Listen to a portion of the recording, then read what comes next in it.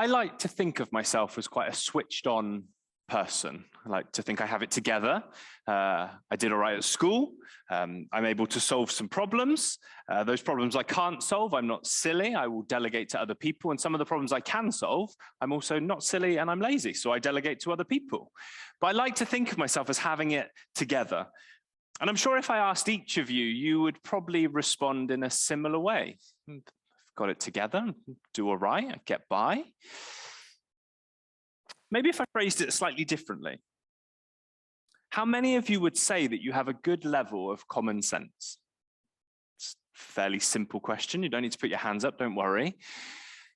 But how many of you feel like you have a good level of common sense? Because I think for most, if not all of us, we'd like to say, yeah, I have a fairly good level of common sense. I make some mistakes, but generally common sense is something that's, well, common and sensible.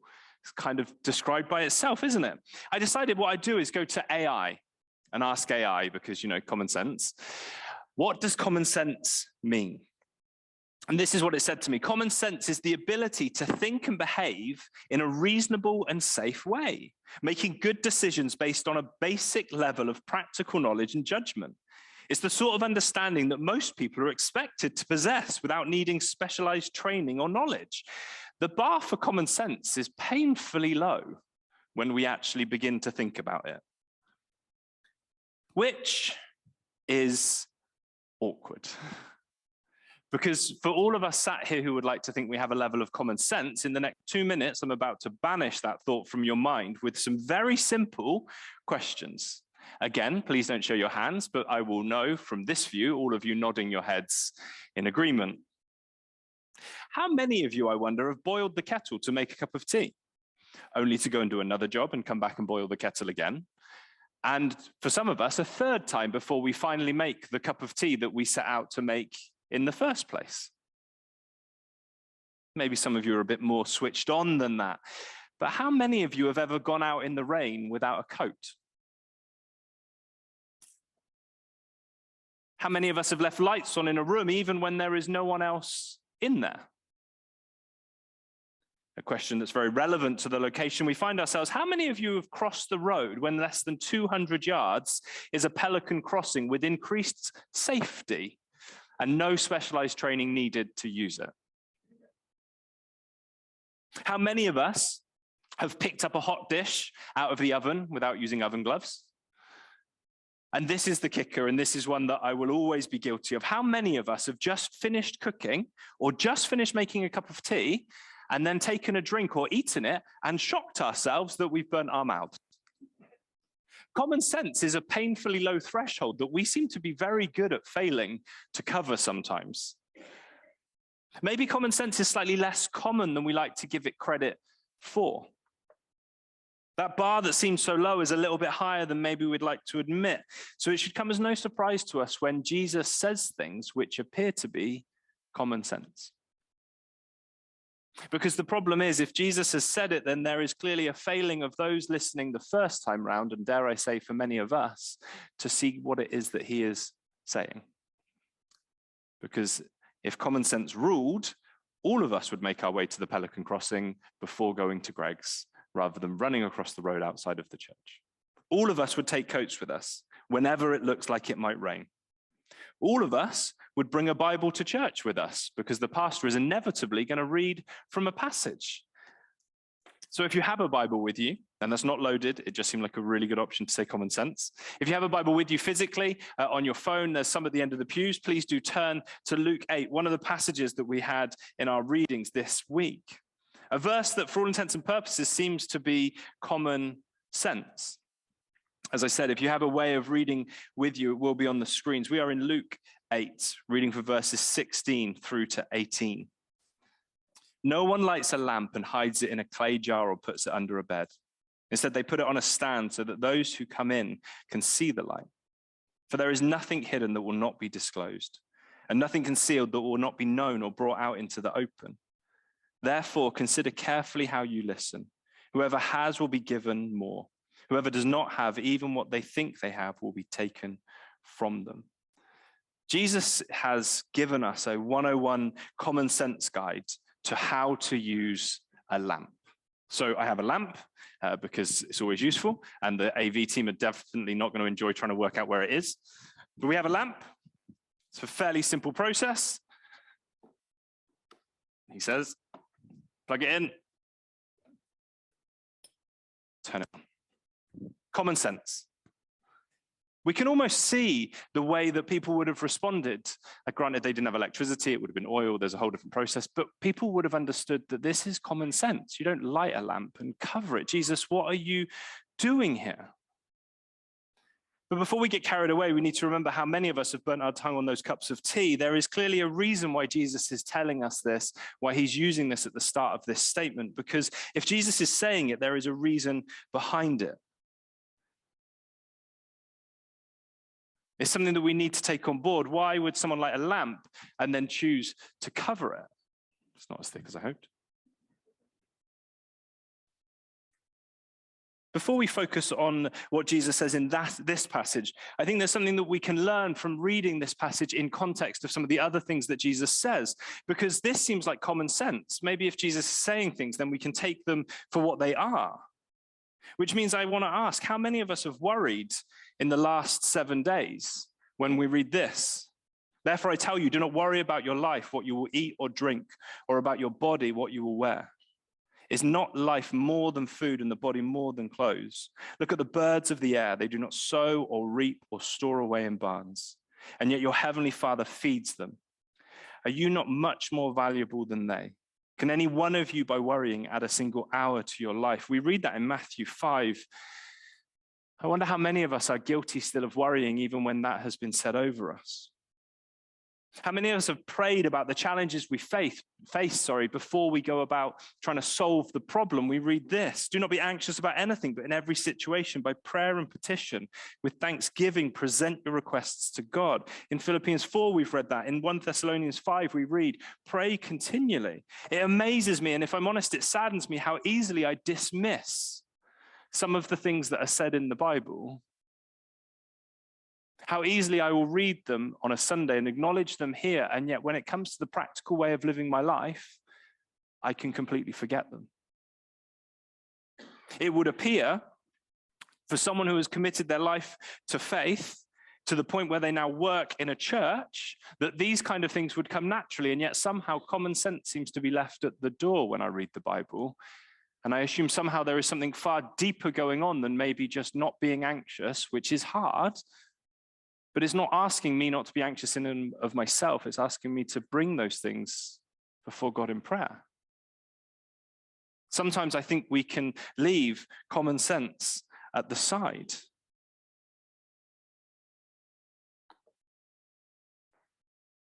Please hear me. I'm not saying that any of this is easy. It's not easy. But we need to understand that if Jesus is using this picture, then there is something we can take from it. It's not easy to be people who aren't anxious. It's not easy to pray continually. It's not easy not to worry. It's particularly difficult when we consider that the world has told us time and time again that common sense would be to ignore this old dusty book, or this fabricated religion that we have chosen to follow. The world is constantly telling us that common sense is to fight for your rights. Common sense is to take what you deserve, to get revenge. The world is telling us all of these other things about what common sense is. No wonder it's so hard sometimes for us to see what Jesus is saying as sensible. So maybe, just maybe, you would be gracious enough this morning not to dismiss these 3 verses quite so quickly as common sense. No one lights a lamp and hides it in a clay jar or puts it under a bed. Instead, they put it on a stand so that those who come in can see the light. Jesus is speaking on more than one level here. It's important that, again, we don't just dismiss this as a little opening part of what he's saying. There is so much happening here, and it begins with this amazing picture, which is designed to help us understand what is happening. A light, and it's covered. But there is something deeper here. You see, someone has lit a lamp. They've gone to the effort of lighting the lamp. And then Jesus says no one would do that and then choose to cover it back up. There's no sense to that. It doesn't make sense. Why would you light the lamp and then cover the lamp? But the fascinating thing is this, and I don't know if we necessarily read it because, again, we're so guilty sometimes of seeing it as a common sense statement. We don't understand maybe what Jesus is saying. The lamp is still lit. The lamp is still lit under its covering. Jesus isn't questioning whether the lamp is lit or not. He's saying, why would you cover something that is lit up? Why would you go to the effort of lighting it if you're only going to then go and cover it? Let's make it a little bit more personal. In Matthew 5, we read this: you are the light of the world. You are the light of the world. It's been suddenly a very personal thing to understand this realization of light and covering it. So I wonder how many of us sat here are lit. How many of us know God is with us, Spirit's at work within us. We are called to be that light of the world. Yet maybe more challenging is the question, how many of us choose to cover that light? How many of us choose to cover that light? How many of us know the truth of what God says, but choose to cover it? Because the light is lit and the promises are still true and the work is still happening. But are we living lives that are covered? Do we live it? Do we allow it to shine? Or do we cover it? And that's what I think Jesus is saying to us here. It's common sense, Tim. Light a lamp, let it shine. But then we have to ask the question that is easy as an answer on a Sunday morning in chapel. But come Monday and Tuesday and Wednesday, and when things get hard and people at work annoy us and people cut us up on the road and all of the other things, suddenly it gets a little bit harder. What happens when the person we really respect asks us what we're going to do on the weekend? I want this person to like me. I can't tell them I'm going to church. Why have we decided it is so much better to cover the light that we have so often in a world that is so dark? And I believe that's what Jesus is challenging here. Why would something that is lit and intentionally lit to bring light be covered? It's common sense. And yet we know that it is not common sense because Jesus has decided to address it here. Why do we, if we are brutally honest with ourselves, choose to live lives of faith, to know all God has done for us, and yet decide that we would cover him up? But there's more going on, and this is where it starts to get incredible for us, because there's so much more that Jesus is saying, because the lamp is not simply lit. The lamp is lit, and then it's not covered. So we have this lit lamp that is not covered. And then we have this. Instead, they put it on a stand so that those who come in can see the light. It's not just about being lit, and it's not just about the common sense of not covering it. It's about actually being visible, being lit up so people can see it. So the light isn't just simply lit and left down low. The light is lit, and I'm really hoping the plugs are on up here.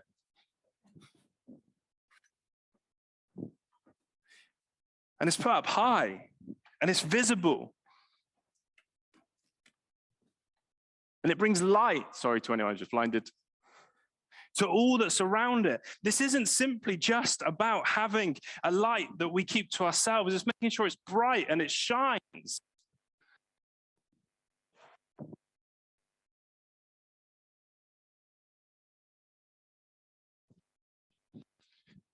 This is a passage about understanding that what God has done in us is meant to be visible.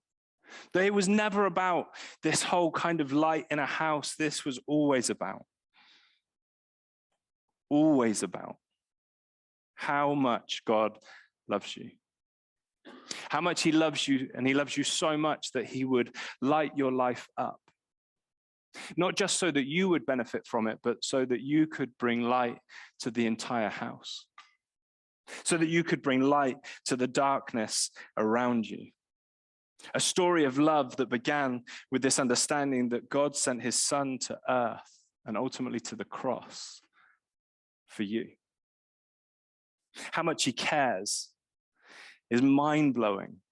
That we can pray, as Kath did, to the King of Kings and the Lord of Lords and the creator of all that we see around us, and he would turn his ear to hear my prayers. You see, it was never meant to be about singing some songs on a Sunday. It was never meant to be about ticking the box Christian and a religious preference on a form. This is the living out of that promise of life and life to its fullest, lit up by God and on display for the world to see. As we close, I want to pick up on one final point that I think we see made here. We talked about this picture of the lamp and it being covered and uncovered and placed up on this visible place. But it leans to something else. Those of you who have been following the Bible reading will know that this small section follows on from the parable of the sower. A parable that, for all intents and purposes, appears to be very difficult for the listeners to understand, so much so that Jesus takes it deeper and explains it to his disciples. And that begs the question, was Jesus only ever coming for those who would understand what he had to say? Then he talks about a lamp being lit and covered. And he talks about the fact that you wouldn't cover something you've just lit. No, you would place it in a visible place, a place where it would maximize the light that it brings. You see, Jesus is reminding us very subtly that this isn't just a message for us. It's not just a message for those of us sat here, those of us who know him. This is about the whole world hearing the good news of salvation, of understanding that this light is for all people. That the word of God is not just to be kept hidden in our Bibles, but lived out in our lives. That we would believe that the lost and the last and the broken can be found and brought back. This is that understanding that we need to take the good news to the very ends of the earth. You see, if we had a little lamp that we covered, we could keep it to ourselves. And I think if we're honest, for many of us, the embarrassment that we can feel in the week about the choices that we've made of faith, it's about keeping it a little bit secure. Worrying that what happens if what I think isn't what they think? What happens if what I think is silly? How will a hurting world know that they are loved by God if we are not being the light that we are called to be? Light and truth are so often associated in the Bible. We see Jesus spending his entire ministry casting light upon situations that were wrong, upon people's lives, bringing life to them and showing that there is another way to live. And then we are told, you are the light of the world. The good news, this light that we know, the truth that we've found about Jesus is not just for us to keep concealed. It is for the whole world to hear and to see. It amazes me the more I think about it. And again, I've grown up in church. It amazes me to just try and get my head around this understanding that Jesus came for everyone. Jesus came for everyone, that his love has no limits, where we come to the end of ourselves, when we feel that someone is too bad, too far gone, done too much wrong, we see that Jesus can go on loving. When we look at situations globally, as Kath addressed in her prayer, and we just see darkness, we begin to understand that Jesus' love can bring light even to those places. The problem is, when we look at all of these things together, we are left with an incredibly difficult question as we conclude this morning. Who am I? Who are you to cover up the light and love of Jesus? Who am I to choose tomorrow that all I know to be true of God shouldn't be shared with the person that asked me what I did yesterday? Because of my embarrassment, because of my worry of what they might think about me. Who are we to cover this light that we have been exposed to and we've embraced and we have been touched by? How dare we be the people that conceal all he has done in our lives and all that he is doing in the world around us? You see, the funny thing is, the more we think about it and the more we look at this passage in a whole, it's common sense. It's just simple common sense. This is good news. This is good news. So why wouldn't we share it? Why wouldn't we show it? Why wouldn't we lean into it with all that we are? Nobody lights a lamp and covers it. Instead, they place it in the most prominent place possible. Where is God placing you to use you? Who is there in your life where it's not just an acquaintance, it's not just a coincidence that you interact with that person? What if God has placed you on a pedestal to be the light into that person's world? That they would see through you, he loves them.